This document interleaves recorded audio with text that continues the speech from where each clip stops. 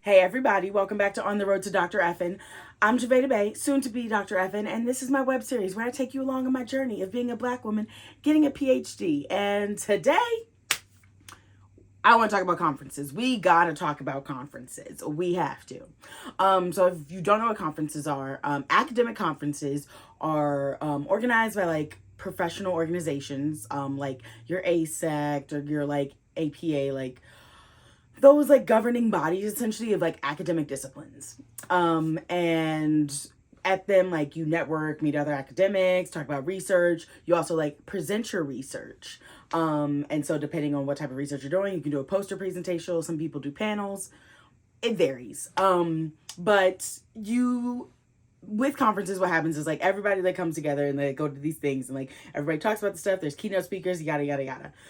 But the kicker is one, you got to pay for it. You have to pay to attend conferences, whether you are attending and not presenting, or if you're attending and presenting. So just keep that in your mind. You also have to pay to get there. Depending on your institution, you might get a little help, maybe not, more than likely not. So these conferences move around. Like it's very rare that they're in the same place all the time. So they jump around to like city to city, city. Some of them take it international sometimes. Like it's all over the place. And then you like have to like, get there and take care of yourself while you're there. So like hotel, like all this stuff. So conferences are expensive thingies to do. Like they are not cheap, especially not in this economy. Flights are never cheap. And so when you like take all that, add it all up, and then look at the fact that me, myself, I am in an unfunded PhD program, which if you remember from like when I started this series, like there's a difference between funded and funded. Funded ones means they're essentially paying you to get your degree. It's not a lot, but like they're paying you. And then unfunded ones, you're paying to get your degree. And so for someone in an unfunded program to go to conferences that are in person is hard. For a variety of reasons. One, because you got to pay to go to them. Like physically get to them. Like traveling is not a cheap affair ever. But then you also have to pay to join be a part of the conference. And so also depending on a lot of things, the prices could be so different. Like depending on if you're a student, they like sometimes lower the price.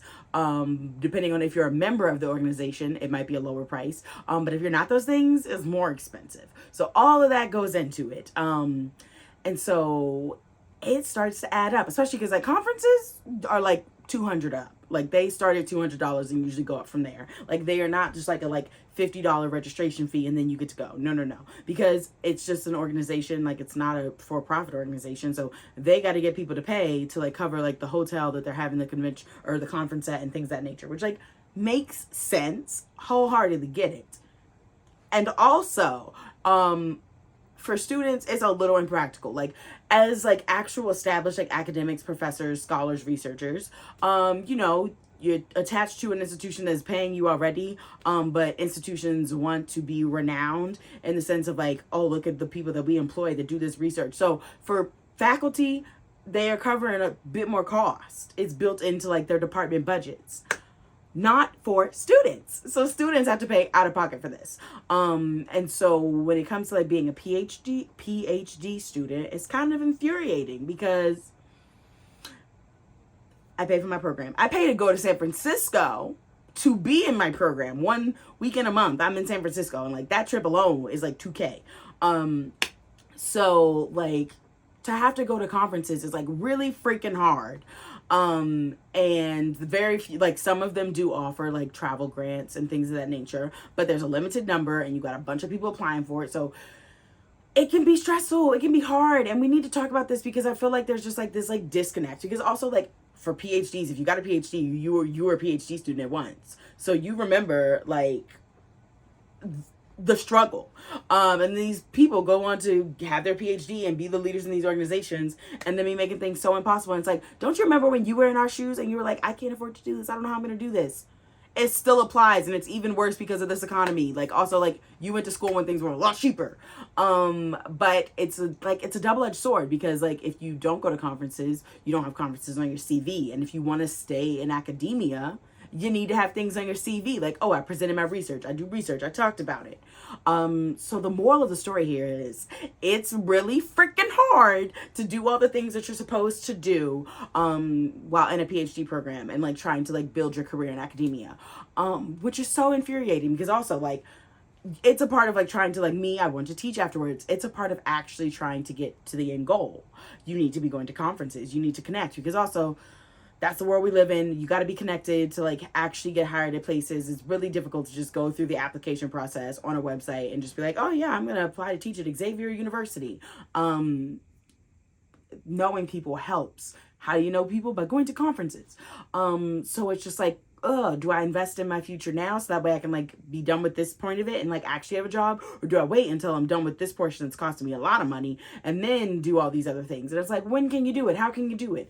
And there's no real, like, I don't really have anything hard about this. I just think it needs to be more common knowledge that like what graduate students go through to like further their career is so ass backwards, for lack of better explanation, in the sense of like you're more than likely paying money to get this degree. Now we want you to pay even more money to like get this professional experience so that way when you're done with the degree, we'll hire you. And I know it's not just like academia, like that's like a lot of our world. It's just like, how you want me to do this, but I gotta, like, I don't got the things to do this, but you want me to do this? It's infuriating. It's just like really sucky when looking at it, because also like I am excited. I'm always excited about my research. I love my research. If you ever want to talk about my research with me, please email me, shoot me a DM. But like to like have to back out of opportunities to talk about my research because I'm like, oh, well, actually the hotel that y'all have chosen for this conference, rooms are $1,500. And if, especially like in my case, it's like first time going to a lot of these conferences. I don't know a lot of other people going. So it's not like I have connections to be like, yo, you're going to this conference? Cool. Can we split a room, cut the cost? I don't know nobody yet. I haven't been.